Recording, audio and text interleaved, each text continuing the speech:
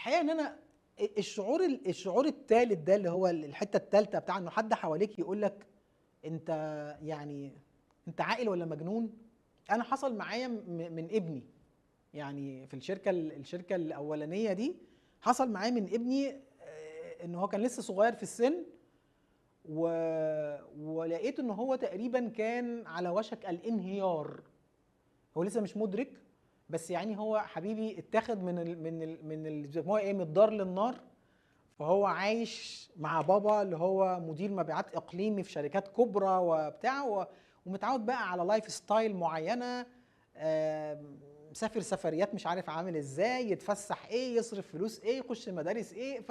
فيعني حياه مختلفه تماما وحاجه كده هاي كلاس يعني. وبعدين بالتدرج لقى نفسه اللي هو ثانيه واحده، هو لسه صغير في السن، بس هو ايه، كان متعود ان هو يخش مثلا السوبر ماركت كده بالعربيه بتاعت السوبر ماركت دي، وبعدين يخش كده اي حاجه موجوده على الرف يقوم حاططها وخلاص بابا هيحاسب مش مهم. بعدين لقى نفسه مره واحده، او يعني هو شافها مره واحده، بس هي كانت بالتدرج على مدار ال3 سنين. لقى نفسه اللي هو انا عايز اشتري حاجه حلوه، ثانيه واحده هو مصروفي هيكفي ولا لا. بدا يبص على الاسعار بتاعه الحاجه، فاللي هو يعني بقى في وجع. فبدا يتساءل اللي هو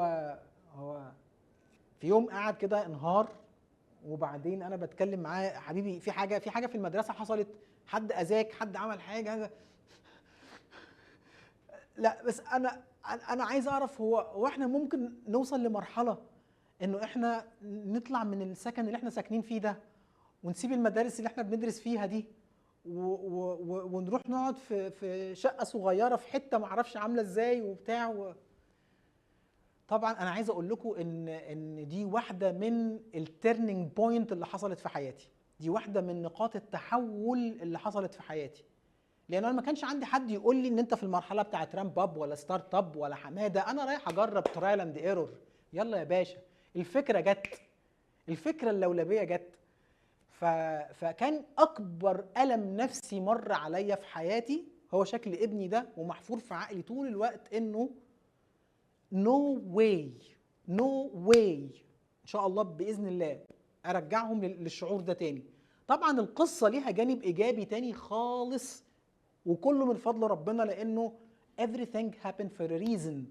كل شيء في الدنيا بيحصل لسبب، والحكمه الهيه جميله جدا بس احنا مش بنبقى مدركين.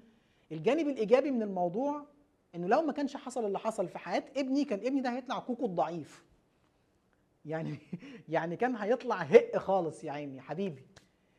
لكن التجربه خلت كمان هو يدرك انه الحياه فيها ابس اند داونز، ويدرك انه في حاجه اسمها فلوس تحترم وحاجات كده. لكن من ناحيتي انا كان شعور صعب جدا. النهارده انا فاهم انه لا حبيبي، لو حصل عندك اي تحدي في حياتك مالي، بعد فضل ربنا عليك المفتاح اللي يخرجك من التحدي المالي ايه هو؟ حد يكتب لي في الشات ايه هو؟ لو لا قدر الله حصل اي تحدي مالي في حياتك، المفتاح اللي يخرجك بعد توفيق ربنا ايه هو؟